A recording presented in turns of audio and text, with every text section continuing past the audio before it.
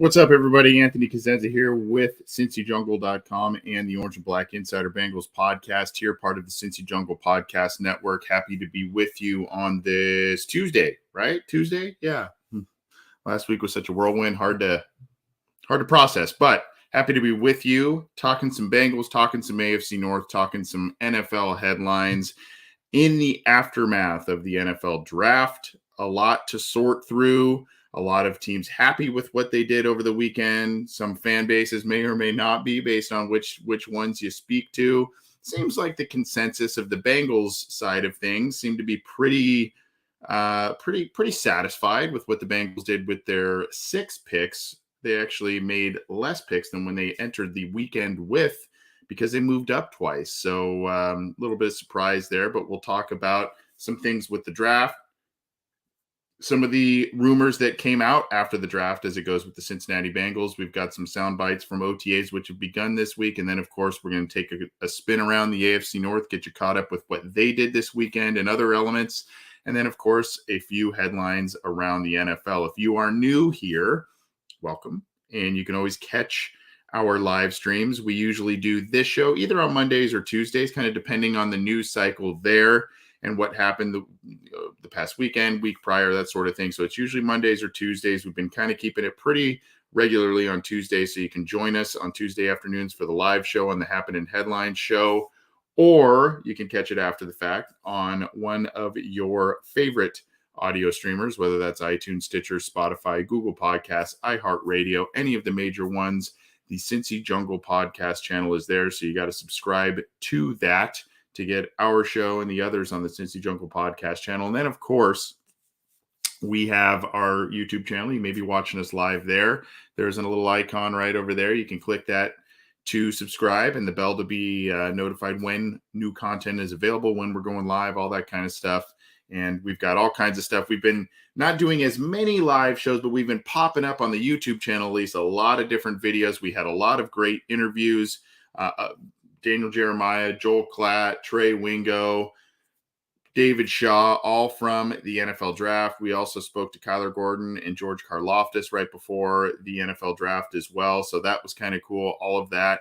And those videos are on YouTube there. And then, of course, all the rest of the stuff is on those audio platforms as well. So subscribe to both, get all kinds of different content, and hopefully you enjoy. We're going to get to it here. Let's get going with a lot of these are going to come from CincyJungle.com, the headlines I will pin. And here's usually what I do in case you are new here. What I do is if you're watching the video, I pin the articles and or videos up for you to digest, listen to, all of that, so you can kind of read that. But I also do a little narrating too for you audio files out there who like the audio side of things. So hopefully you're getting the gist of everything that I'm sharing with everybody here. All right, let's just kind of recap. If you don't know by now, I don't know why you wouldn't, but these are the results of the Bengals draft class right here. And I will pin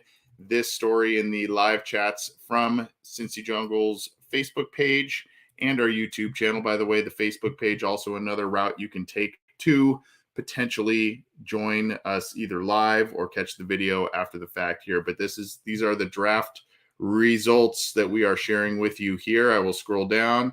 Here are the 6 picks right here. You got Daxton Hill, the safety / corner out of Michigan, defensive back out of Michigan. You've at pick 31, second round, pick 60, Cam Taylor-Britt, corner, Nebraska. Round 3, pick 95, Zachary Carter, the defensive lineman out of Florida. Round 4, 136 overall, Cordell Volson, the offensive lineman out of North Dakota State. Played all 4, it was saved for center, all 4 offensive line positions. It sounds like the Bengals have interior offensive line visions for him going forward here. Round 5, pick 166, the athletic safety Tyson Anderson out of Toledo.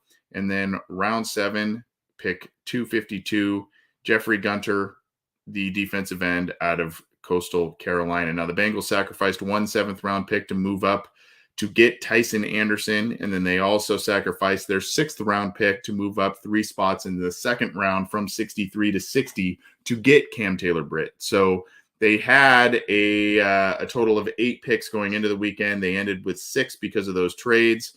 And 2 trade ups, you got to like that. And especially in the 2nd round, that doesn't normally happen for the Bengals, especially trading up in general doesn't happen. So moving up in the 2nd round, kind of exciting for a player that seems to be able to help them right away in Taylor-Britt. And Daxton Hill, I would assume, has, I've said this a couple times on this show and in other spots, it seems that Daxton Hill's role, I would assume initially, will be kind of that Ricardo Allen role, maybe a few more reps at, slot corner, that sort of thing. But I personally just see him being kind of that Ricardo Allen guy now that Allen went and retired, just kind of a movable chess piece on the defense that you can do a couple of different things with. And then, of course, depending on what happens at the safety positions going into after this season with Jesse Bates, his contract expiring, Von Bell, his contract expiring. You've got Brandon Wilson, his contract expiring. The Bengals had a lot of questions at the back end of their defense, and they grabbed 3 defensive backs in this class. So you gotta give them props, at least for the foresight. And the 3 defensive backs that they grabbed are uber athletic. And if you check out if you're subscribing to our YouTube channel, you can check out kind of the hype video there. We kind of do a little rundown of profile and some stats of all the picks there. It's about a 5 or 6 minute video. Go check that out. Hopefully you dig on that. But you can see the RAS profiles of all those players. And the defensive backs in particular that they drafted are very, very high. So at any rate, that is your draft class for the Cincinnati Bengals. And we got to get you the undrafted free agent tracker here. And before we do that, I want to share, this is from our friends over at All Bengals, James Rapine, Lindsey Patterson, and all of the great Blake Jewell, all the great contributors over there at All Bengals. And I will pin this as well. But Duke Tobin had a chat, I believe, and this is relayed from All Bengals on the podcast with Dan Horton, Dave Lapham. And so you can see here on the Bengals Booth podcast here, mechanically, it was this is the quote he said, mechanically, it was easy to do. From my heart standpoint, it was very difficult to do because I hate to give up picks. Isn't that the truth? Tobin said on the Bengals Booth podcast, quote, this draft fell at a point when we thought that we had a chance of getting knocked out of the box and having to drop down a level of player at our pick. And sometimes that conspires against you, and you got to go get what you got to go get. We felt like we needed to go get that.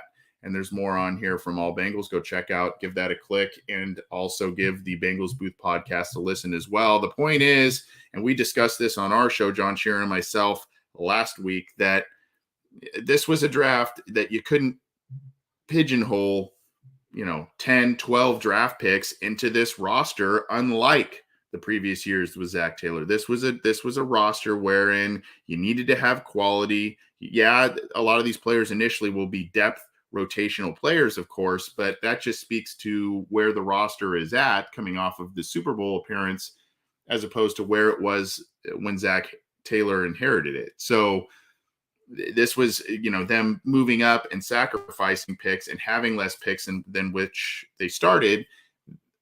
That's okay because of where the roster is and where they felt that they could get more quality than just kind of quantity and just get some guys to round out spots. They feel that they've got players that can come in and compete for snaps and give them high quality depth right away, instead of, just kind of having some players, especially towards the end of day 3, that are just kind of bodies. So from that standpoint, I think that's a little bit of what Duke Tobin was talking about in that interview with Dan Horn and Dave Lapham, and appreciate All Bengals relaying those quotes to us. Go check out that article to get all the quotes, and of course the podcast as well to hear the interview. Now let's keep it rolling. You may or may not be totally caught up on this. I believe this is at least mostly caught up here on CincyJungle.com. This is the undrafted free agent tracker. Look at this list here. Woo! This is a long list here. And I will pin this in the live chats for you all as well to hopefully enjoy. Cincinnati Bengals undrafted free agents 2022. You've got Wisconsin Badgers, and there are stories to all or links to all of these players somewhere on Cincy Jungle and other places. We wrote a lot of stories on this, but Wisconsin Badgers, Kendrick Pryor, he's a wide receiver. Florida Gators, offensive guard Stuart Reese, they gave him a tryout. Peru State cornerback Delonte Hood, Florida State tight end Jordan Wilson. Bengals did add another tight end there. Miami of Ohio wide receiver Jack Sorensen. Colorado Buffaloes linebacker Carson Wells, intriguing player there. Bengals did not go with a linebacker after going with 3 of them in the 2020 draft. They did not go with a linebacker in this year's class, so they'll try and get some more depth there. Carson Wells is an intriguing player there. Florida Atlantic Owls offensive guard Desmond Noel. University of Texas San Antonio linebacker Clarence Hicks, another linebacker there. So the Bengals were all over Coastal Carolina here. You'll see a couple. They brought in Isaiah Likely, and we'll tell you where he ended up in just a little bit. They brought in Isaiah Likely, the tight end out of Coastal Carolina, or they had a pre-draft visit or pre-draft interview with him. They had some interest there. And so they didn't get him, but they brought in Coastal Carolina running back Shamari Jones, really intriguing player there, as well as Coastal Carolina wide receiver Javon Heli. Hopefully I'm saying that correctly as well. So they were all about the Coastal Carolina folks there this year. So couple of offensive skill position players there. You've got this kid right here, Ole Miss offensive lineman Ben Brown. A lot of folks thought he would be drafted on day 3, a guy who can give you some versatility on the offensive line, probably going to vie for a backup offensive line position right away. This could be one of those guys that ends up making the final roster. Would not be a surprise there. A lot of people like him. The long snapper from Pitt, Cal Adamitis. I mentioned Javon Heli, the Coastal Carolina wide receiver, Kentucky tight end Justin Rigg, Kansas wide receiver Kwame Lassiter II, Georgia Tech Yellow Jackets offensive tackle Devin Cochran, Ole Miss defensive lineman Tariquius Tisdale. Hopefully I'm saying that one correctly as well. And then Washington Huskies defensive back Brendan Radley Hiles. Now looking at the last player there, the Huskies have brought out a number of great corners and defensive backs of late. Unfortunately, Radley Hiles, his RAS profile is very, very low, if I remember correctly. He's kind of a smaller guy. So interesting to see how he may fit in there. I mean, but if you go back and look at, and we'll talk about this guy later, Troy Hill, a guy who started with the Cincinnati Bengals, really has made a nice career for himself, a guy who was a good player in the Pac-12 with Oregon, but was on the smaller side and ended up making a nice career for himself. So maybe something is in the works here for Radley Hiles with the Bengals. We'll see. But again, that is your undrafted free agent list. This has been rounded out over the past 24, 48 hours plus here with some new additions based on, if you're paying attention to things Saturday, Sunday, etc. This has been updated quite a bit. So this is pretty updated here. And I pinned the link in Cincy Jungle from Cincy Jungle in the live chats there. So hopefully you go check that out. Some intriguing names. I'm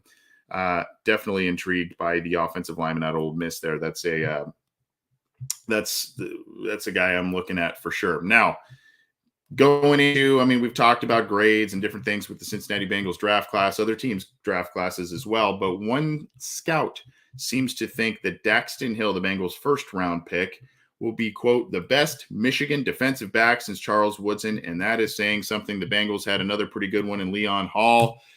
Obviously, Woodson, a guy that played corner, played safety, and had a Hall of Fame career in the NFL, had some great seasons with the Raiders, and then towards the end of that stint kind of had some injuries and wasn't on the field as often. Then he went to the Packers and had, kind of a really nice career renaissance with them, and obviously had a Hall of Fame career. And then you look here, this is from a scout from The Athletics, Dane Brugler's article. And here's the quote. The appeal with Hill is his versatility to play anywhere in the secondary. He can attach himself to slot receivers as a nickel, play more of a two safety look, and he could realistically line up outside with his above average athleticism. One scout told me that Hill will be the best defensive back out of Michigan since Charles Woodson, and it is hard to disagree. So Dane Brugler, draft expert, also agrees with the assessment there. So you can see here 18 years did Woodson have in the NFL, and one of the best defensive backs ever, and a very versatile one. And you can see maybe where Hill fits into that mold. Obviously got to stay healthy. That is immense praise without playing an NFL snap. But, you gotta like the idea of that on paper. And hopefully the Bengals got themselves a shining star here at the back end of the first round. Sure looks like it. A guy that they can use in a variety of different roles. And the good news is with him, I kind of feel like, even though he'll probably get a good amount of snaps early on, it's not like they're rushing him into this. I don't see them rushing him right away into this uber prominent role where they're just, he's on an island all the time and it's just him. I mean, and they're with that, the roster and the defense seems to be in a much better place than it was a couple of years ago as well. So, the pressure kind of comes off of Hill, and he can kind of play loose and play a little bit of his brand of football as well as Lou Anarumo's brand of football, it would seem. So you got to like all of that. That is definitely high praise. Now, this one was maybe a little bit of a shocker for folks as well as we keep rolling on. This is on CincyJungle.com. The Bengals were interested in drafting a punter with their 4th round pick per report. Darren Simmons was trying to impose his will as he usually does on day 3. So this is from Glenn Clark. Quote, the punter became a really interesting pick. At 133, Tampa took the Georgia punter. I found out later that Cincy at 137 was interested in taking a punter. One GM said he was going to try and trade for Ravens pick at 139 to take Stout. So and this is from Peter King talking about the Ravens here. There were some interesting chess matches a bit on within the AFC North, it would seem. And Peter King kind of divulged some of that in terms of draft picks that went maybe one pick ahead, that sort of thing. You could see here Jordan Stout from Penn State went to the Ravens, and then 3 picks later, Jake Camarda went to the Bucks at 133. So with that being in mind, I don't know if that, kind of played into the Bengals going a different direction with Cordell Volson. But, you can see here, 5th round is usually when the Bengals invest in specialists. Evan McPherson, Jake Elliott, and Kevin Huber. More on him in a second.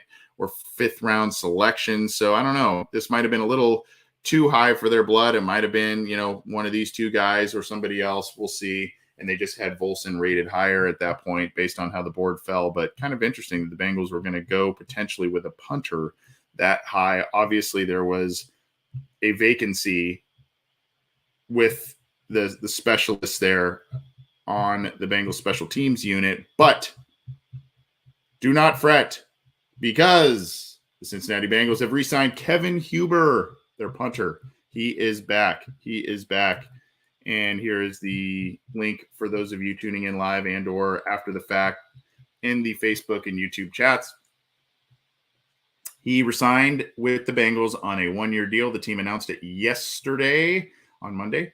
And so, again, the Bengals wanted a punter potentially to grab one as early as the 4th round. They didn't do that.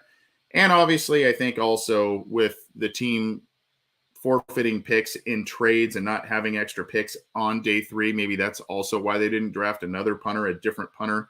So it is his 14th year. It seemed as if Huber lost a little bit of oomph to his kicks late in the season, but the Bengals were playing in some pretty, aside from, the Super Bowl being in an indoor kind of venue there, the Bengals were playing in some pretty rough weather towards the end and venues towards the end of the year. There, we're talking Kansas City, we're talking Tennessee. Their own game in Cincinnati was a cold one that when they hosted the Raiders. So, at this point, you kind of figure, how much how much has he got left, or was it just some of the weather issues, venue issues late last season that maybe caused a few struggles towards the end of the year there? But still, Kevin Huber, one of the best Bengals, longest tenured Bengals in team history, and a guy who's been a great teammate and done a lot of good things for the Bengals there. So at any rate, again, you go back to him being a 5th-round pick, 2009. 2009 is when Huber was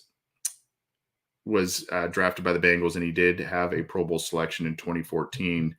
I'm trying to remember if that was the year where he broke his jaw or not. The Steelers player kind of did a little bit of a cheap shot there and ended up breaking his jaw. I don't know if that was that same season or not. Regardless, he's gonna compete with the never go away guy in Drew Chrisman. That guy has bounced on and off the practice squad and training camp and all kinds. They're gonna compete, and they like Drew Chrisman. I don't know how much they like him, if they really were thinking about grabbing a punter in the 4th round. But regardless, Huber is back on a 1-year deal. Chrisman is there to compete with him, and that seems to be the direction the Bengals will be heading this year on the special teams front. Now, OTAs are underway right after the NFL draft. Guys are reporting to Paul Brown Stadium, and one guy who is never short on quotes and thoughts, and one of my favorite players, just not shying away with saying that. I've said that a couple times on this show. I love this guy, Mike Hilton. They are out to prove that the Bengals 21 season wasn't a fluke. Now, I would encourage you to go watch shameless self-promotion time here.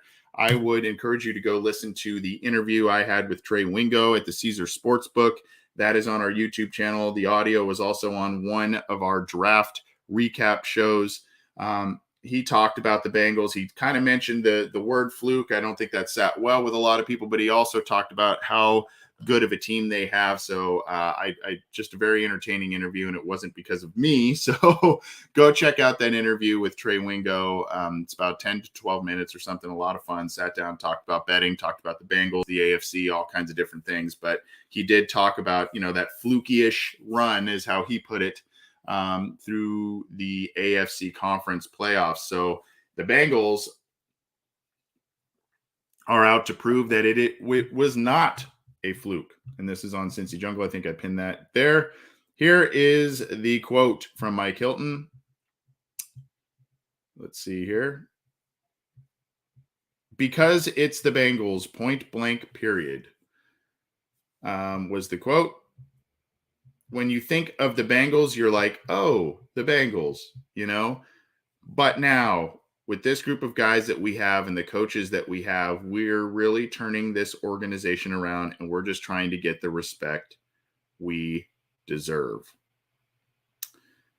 I can't tell you how many times in covering the Bengals since my time at Cincy Jungle and SB Nation and looking at all kinds of power rankings over the weeks and years and all that kind of stuff, how many times when people would talk about the Bengals and say, well, hey, they've got a pretty good roster, even in the Andy Dalton era and the Carson Palmer era, they've got a pretty good roster. Yeah, but it's the Bengals. They just don't come up in the clutch. Well, now that has changed quite a bit based on their run last year, getting that elusive playoff win off their back and making the Super Bowl for the first time since 1988. So they are now poised to potentially make this a little dynasty here. And Mike Hilton is trying to say, hey, they're still sleeping on us. And we are here to prove that we are here to stay as a team in the AFC. So good on him, and an interesting quote by Mike Hilton. By the way, Mike Hilton will continue on here with this. Here is a brief, I'll share this briefly from, again, the great folks over at All Bengals. Jesse Bates is not in town for OTAs. This is pretty expected at this point. So Jesse Bates not in Cincinnati for the workouts.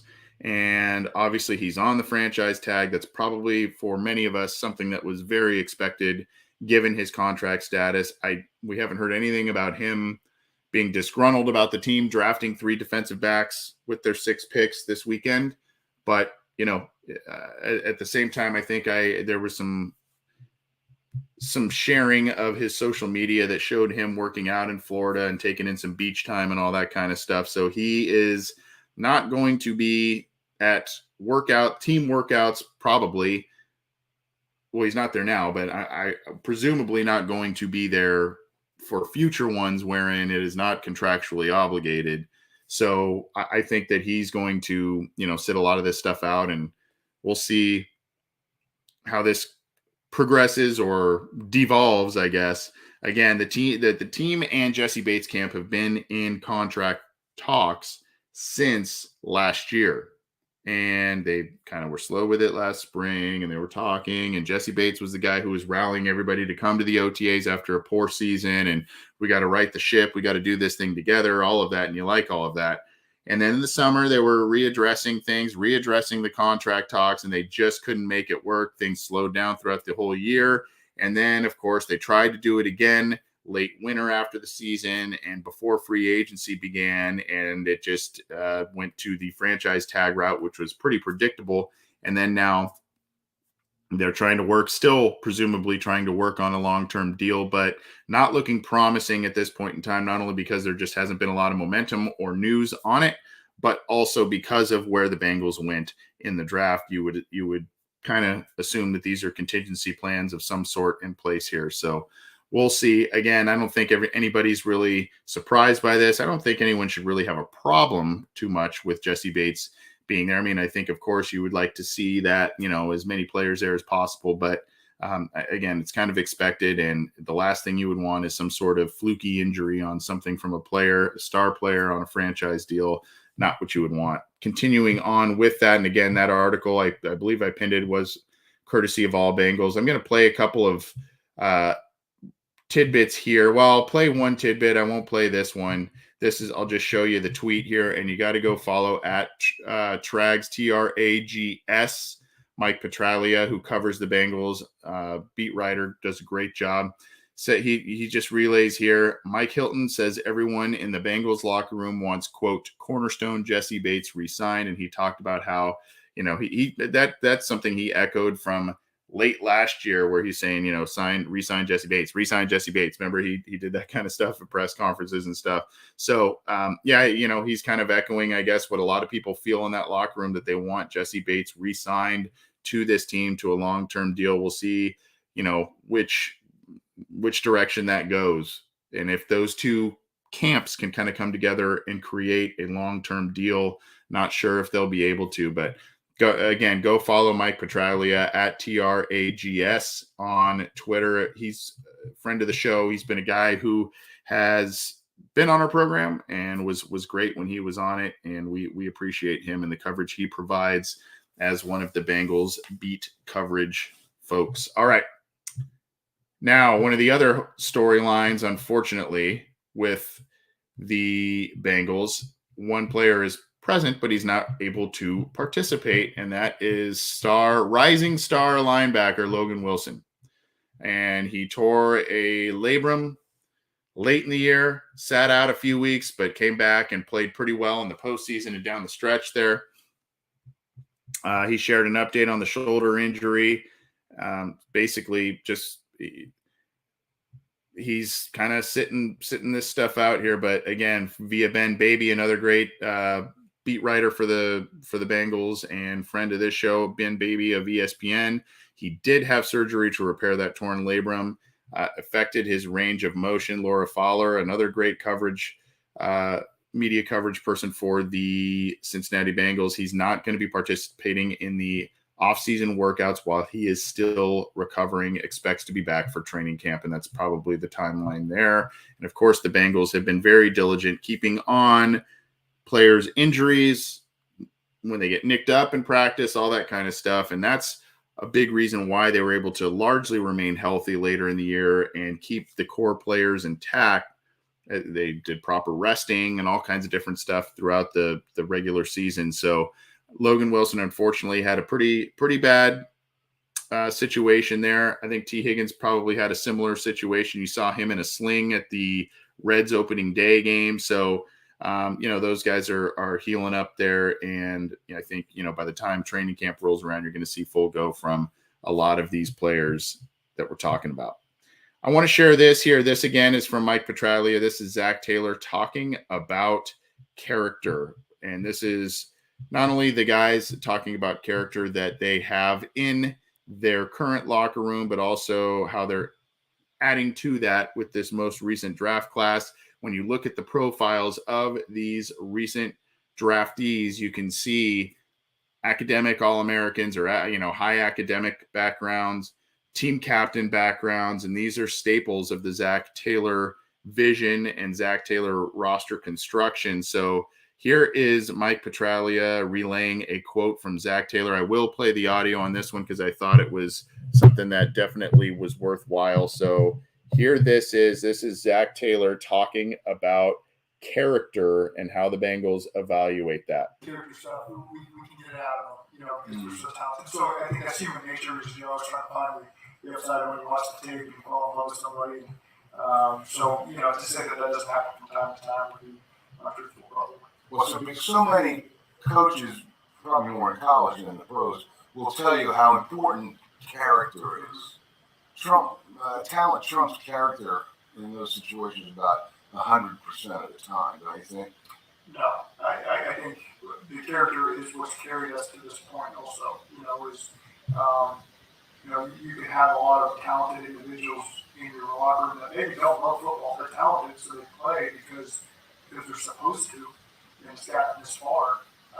But we want guys that love football, love the process, love being around their teammates, and so that matters to us. And I think that, again, we got a lot of those types of guys in the locker room. So kudos to Mike Petraglia for relaying that great quote. Again, go follow him and go check out that video clip for yourself on his Twitter account. But hopefully you could hear that. It was a little quiet. I tried to boost the audio there a little bit, but at any rate, good stuff there from Mike Petraglia covering the Bengals, and some good questions there. I would encourage that you follow Ben Baby, you follow Mike Petraglia, you follow James Rapie, you follow all of those great beat writers that are covering the Cincinnati Bengals. I mentioned a bunch of others already so far. So many, many great folks covering the Cincinnati Bengals. Go follow them. They do have other videos and other snippets that they are sharing on their Twitter accounts. So please go check those out. Can't emphasize that enough. But I thought that was pretty profound statement there by Zac Taylor. And I think a lot of that resonated well with a lot of Bengals fans. Quickly here, I want to give, and we're going to transition into AFC North and the NFL. But before we do, this is on NFL.com, courtesy of Greg Rosenthal here. And I'm going to pin that. This is the top 101 free agents of 22. And then, of course, this is updated here. So you look at some of the best free agents available now after the draft, and this list, I believe, is largely updated.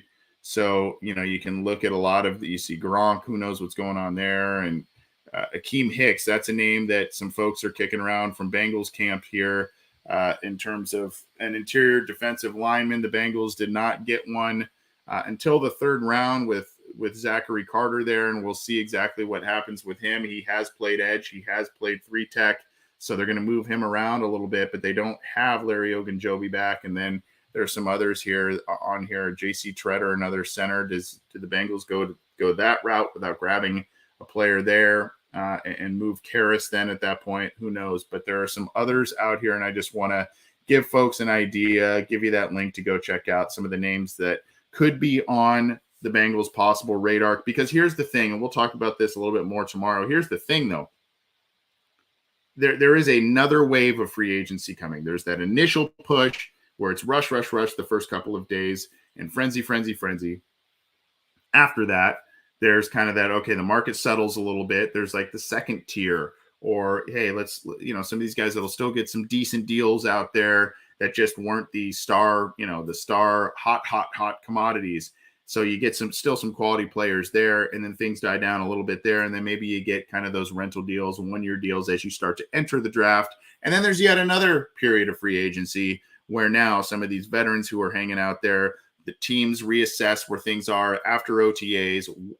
They reassess things after their rookie classes come in and everything. And they say, okay, we need to bolster here. We need to bolster here, whatever the case may be, and go that route. So that's why I wanted to share the best available free agents, at least from that standpoint. All right, let's continue on and go towards the AFC North. I'm going to update you on their respective draft classes and some of the news and notes coming out from within the division on a couple of different fronts, because there's some interesting stuff coming out of there. And let's start with the Pittsburgh Steelers, who had one of the more intriguing weekends in the draft. They drafted their quarterback of the future, presumably, in Kenny Pickett with the 20th overall pick. That has come with some scrutiny. Obviously, a kid who brought a lot of excitement at the college level, the small hands and other situations. Kind of just a weak quarterback class in general. Not trying to slight this kid, but just in general, obviously, he was the first guy off the board there. Was it going to be Malik Willis? Was it going to be the local kid? And Pickett, they went with the local kid. So he is a guy who's going to be their quarterback of the future with Ben Roethlisberger retiring. We'll see if he's going to immediately step in. Unfortunately, we know the tragedy that happened with Dwayne Haskins. Was he going to be in the mix there? They brought in Mitchell Trubisky. He presumably is going to be their starter at this point. They traded away Joshua Dobbs. I think we covered that a couple of weeks ago. Pickett here is now the guy of the future. And then you got Pickett, and then you got Pickens. George Pickens, the wide receiver out of Georgia. This is what I don't understand, and maybe it's just a Steelers fan mindset. I don't know. If you go on Twitter, the hype videos that some of these fans are creating, there's like a 35-second video out there. One of the clips is a catch, and the rest of him is like basically brawling on the field with other players. One catch and like 4 or 5 different brawls. I don't get it. Maybe that's just to show the tenacity, whatever. Regardless, talented guy. We know there was some rumblings about, how he interviewed and all kinds of different things, but talented guy, George Pickens, wide receiver. He's going to go to, a pretty decent wide receiver group at the Steelers there. Pick 52, you've got DeMarvin Leal, the defensive lineman, in round 3. Good pick for them there. Calvin Austin, a guy I personally really liked. Small, diminutive wide receiver, but incredibly fast, incredibly shifty, and incredibly versatile. A guy I really, really liked. Round 4, pick 138. Connor Hayward, the tight end fullback out of Michigan State. Obviously, the younger brother of Cam Hayward. Quite a bit of an age difference there, but he is their guy in round 6. Round 7, Mark Robinson, the linebacker out of Ole Miss. And in round 7, again, 241, Chris Oladokun. So hopefully I said that right. The another quarterback there. And I believe that was a quarterback that the Bengals were showing some interest in, pre-draft interest as well. So those are your Steelers draft picks. The Steelers have also brought in a guy who's had a little bit of an up and down career, DeMonte Kazee, defensive back on a 1-year contract. He's a 6-year guy playing. He did play with the Atlanta Falcons, did play last year with the Cowboys. He was an unrestricted free agent, did have 2 forced fumbles, 2 interceptions, and 4 passes defended. And so a guy that's just kind of scrappy, and he's around the ball a lot, and he's an aggressive player. I liked him. I remember I liked him a bit coming out of college, DeMonte Kazee, but he is now with the Pittsburgh Steelers per Steelers.com. So they have added him to the mix, as well as all of those draft picks there. So at any rate, that's kind of the latest a bit with the Pittsburgh Steelers and updating you on their draft class and what they did over the weekend. Now, here are the Baltimore Ravens picks. You can see here, they did some work in the first three to four rounds, and there's a lot to like, a lot of big names in this class, but there are also some concerns about what they have or don't have at wide receiver. Trading away Hollywood Brown over the weekend. Kyle Hamilton, the pick at 14. Bengals fan favorite Tyler Linderbaum, the center, at pick 25. Then you've got David Ajabo, talented player, but obviously trying to come back from that Achilles injury. So he is the edge player in round 2. Round 3, Travis Jones, another player that a lot of Bengals fans liked and Bengals Twitter really liked. Travis Jones, the interior defensive lineman from Connecticut. Then you've got Daniel Falele, the absolutely massive tackle from Minnesota.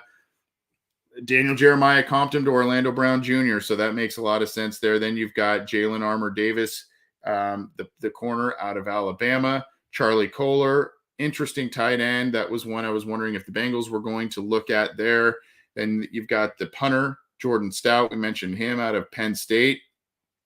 The tight end again, Coastal Carolina, Isaiah Likely. I mentioned his name earlier. That was a guy the Bengals had some pre-draft interest in as well. Then you've got Demarion Williams, the corner out of Houston. So getting some corners and tight ends late. So while they didn't get the wide receiver early, they did get some tight ends to help Lamar Jackson there. Tyler Beatty, the running back out of Missouri in round 6. That was the final pick there. So that is your Baltimore Ravens draft class. Now, as you look here, this is from Baltimore Beatdown, and this is interesting here.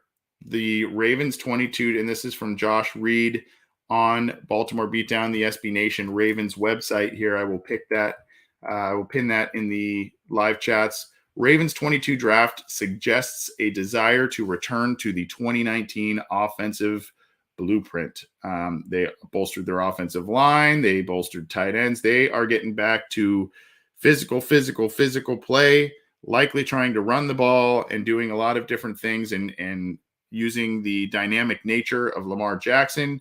But they, if you went back, and I won't go through this entire article, but it goes and kind of does some history a little bit in terms of what they did in 2019, and then it relates it to this year's draft class and what the Bengals, what the Ravens are trying to do here. So, here's Robert Griffin III, a tweet from him, former Raven here. The Baltimore Ravens offense was most dangerous with the four-headed monster of Mark Andrews, Hayden Hurst, by the way, with the Bengals now, Nick Boyle, and Pat Richard in 2019. They're trying to get that formula back by drafting tight ends Charlie Kohler and Isaiah Likely. There you go. That kind of sums it up pretty well from Robert Griffin. And, of course, that entire article can be found on Baltimore Beatdown. An interesting read if you're looking to take a peek behind a rival's curtain. Interesting stuff there. All right.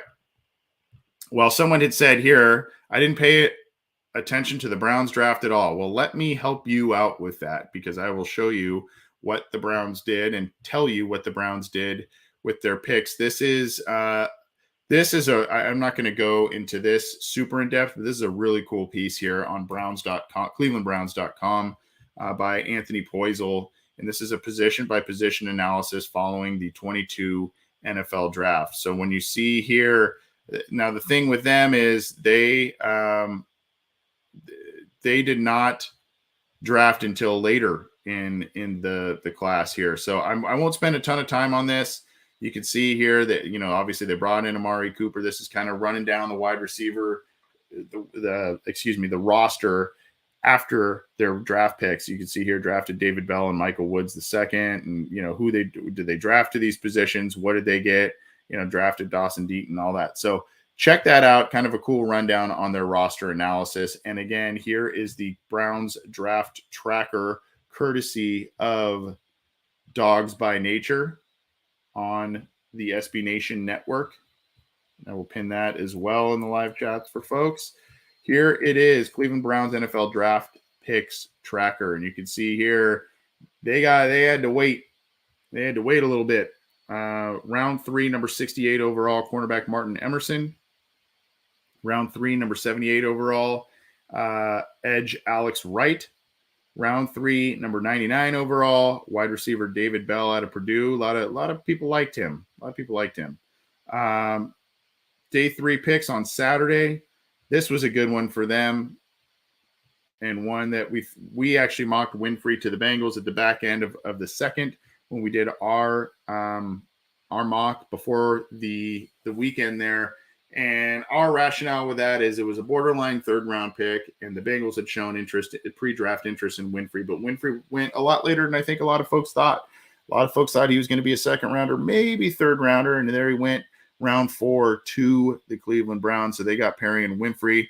I think the concerns there are centered around run defense. And then, of course, they got a kicker in round 4, Cade York out of LSU. Got a big leg, and he was the top-ranked kicker from consensus opinions in this year's class. So they have had some kicking issues in Cleveland, and they've kind of gone round and round with that.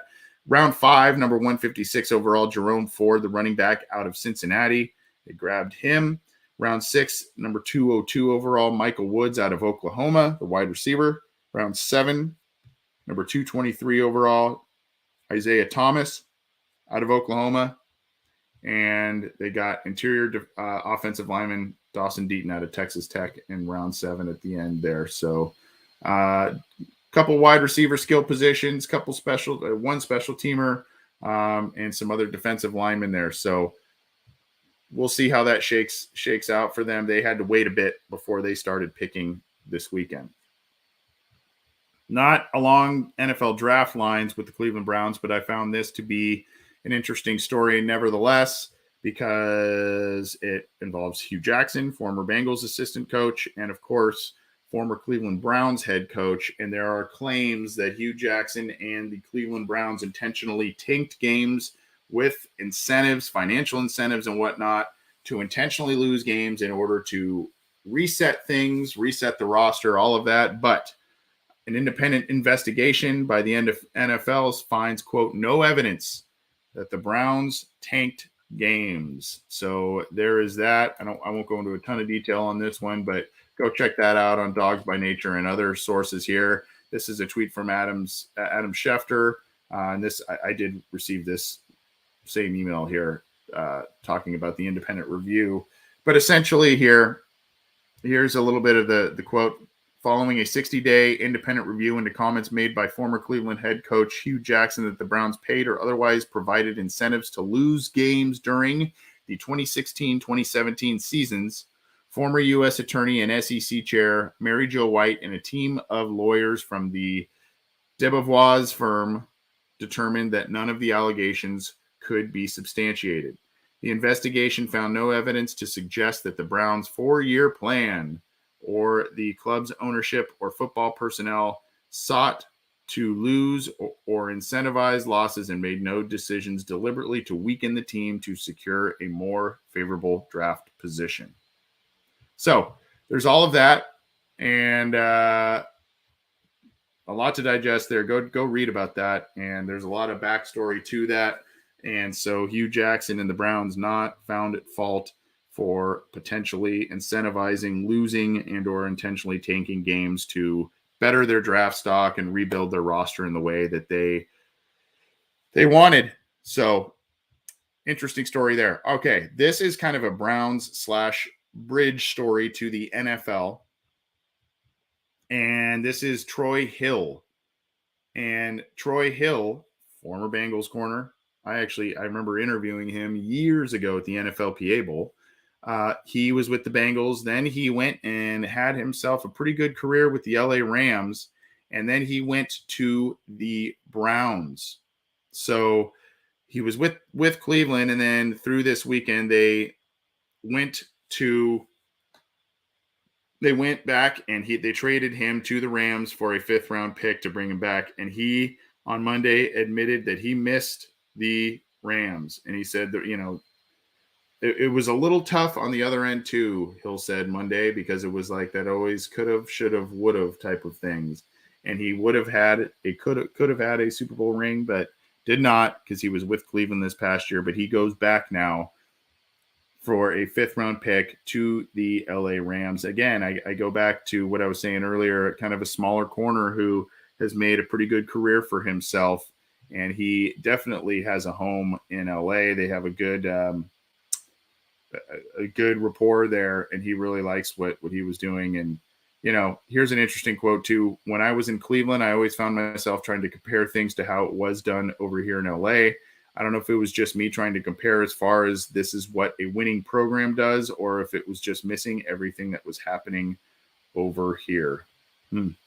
So interesting quotes there. Troy Hill back with the LA Rams from the Cleveland Browns.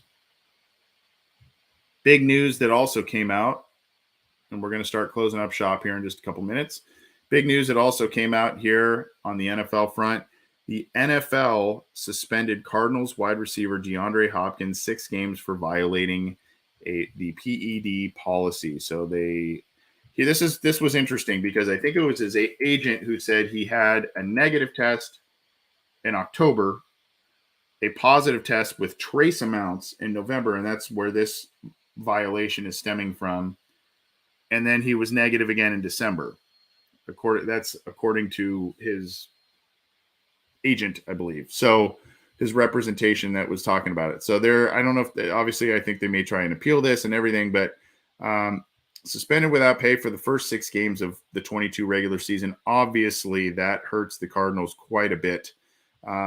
He is eligible to participate in all preseason practices and games. So he just said he was confused and shocked. He's, never tested positive for any kind of performance enhancing drugs. Very keenly aware of what goes in and out, all kinds of stuff, right? I'm very mindful of what I put in my body, and I've always taken a holistic approach. So I'm with my team. Okay, so we've heard that before. So I think there's going to be an appeal, and we'll see exactly what happens there. But then when you look at Arizona bringing in Marquise Brown, Hollywood Brown, as I mentioned, in the trade during the first round, maybe that was as a windfall for this potential loss here. We'll see.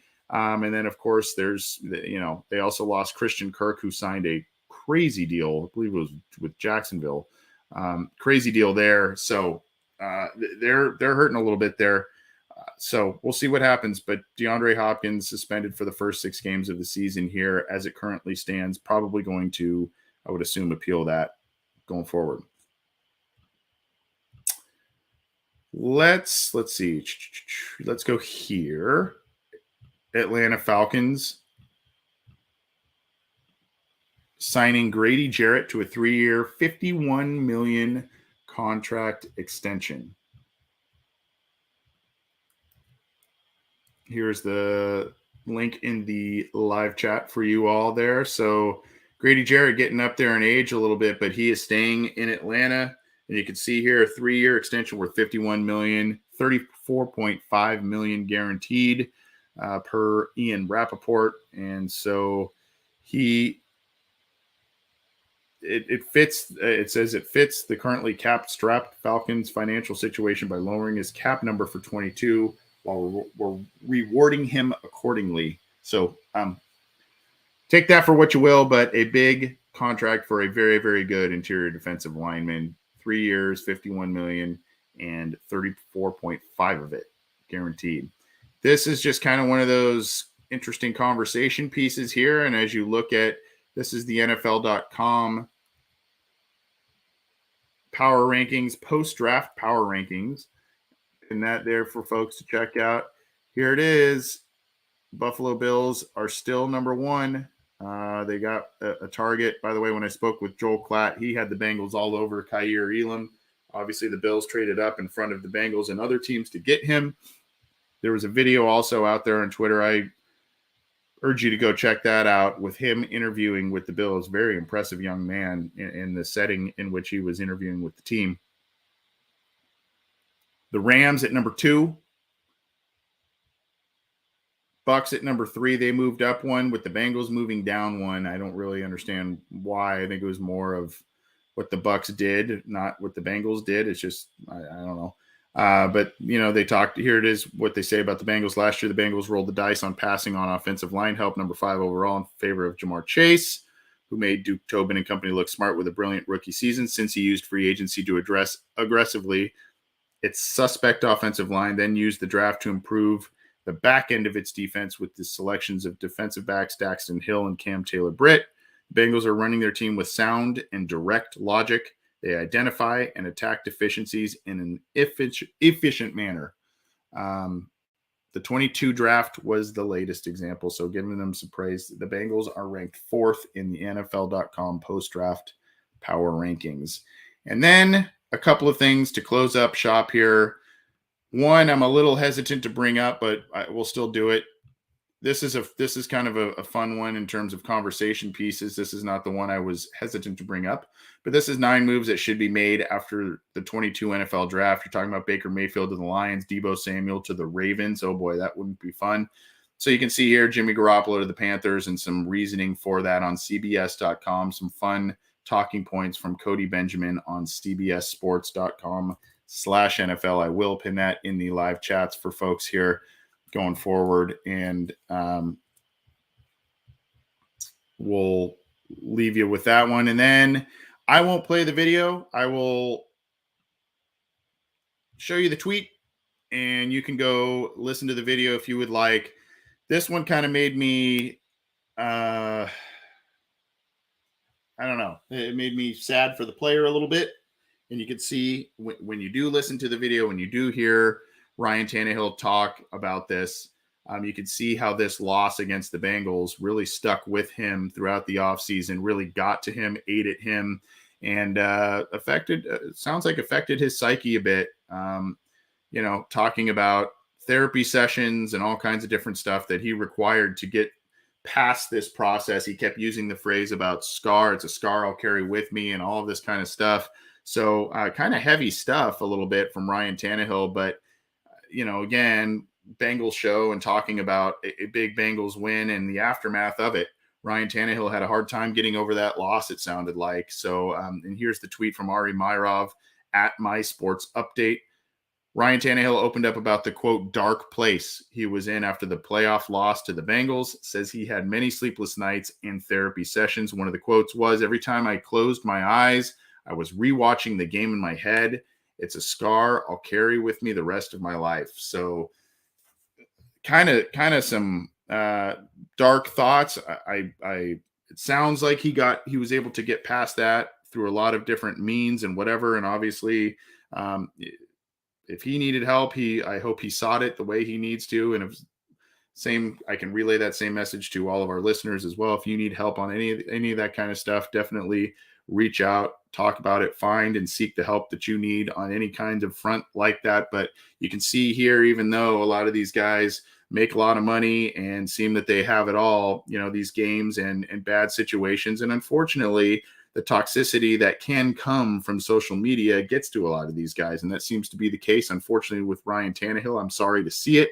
Makes me sad to see that he got in a, quote, dark place. I don't like to hear that, but I was hesitant to share that. But it sounds like he was able to kind of traverse that situation and see what happens there. Now, another interesting quote that he came up with as well, I believe it was today, was the fact that his job, he says he feels his job is not to mentor Malik Willis, the new quarterback that Tennessee drafted this past weekend. If he learns something from me, great, but I don't believe that that's part of my job.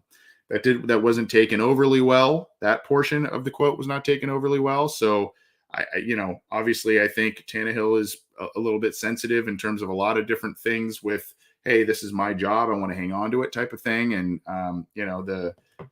the kid who was supposed to be a first-round pick and Malik Willis coming in here and potentially taking his job, he wants to hang on to it. So, I can see where he's coming from a little bit on that front, but I think a lot of folks, when you're looking at the veteran quarterback situation and you're talking about a rookie coming in, even if it is someone who is threatening your starting position, you do, it's kind of an unspoken thing that you are going to do at least some form of intentional mentoring.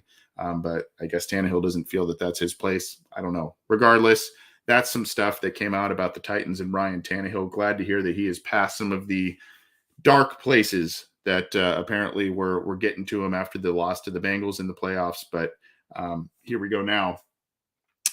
Some other quotes that come up about the new backup quarterback behind him. Interesting stuff. Anyway, thanks everybody for tuning in. And I do see a couple of different things here. I see here my guy, Antoine.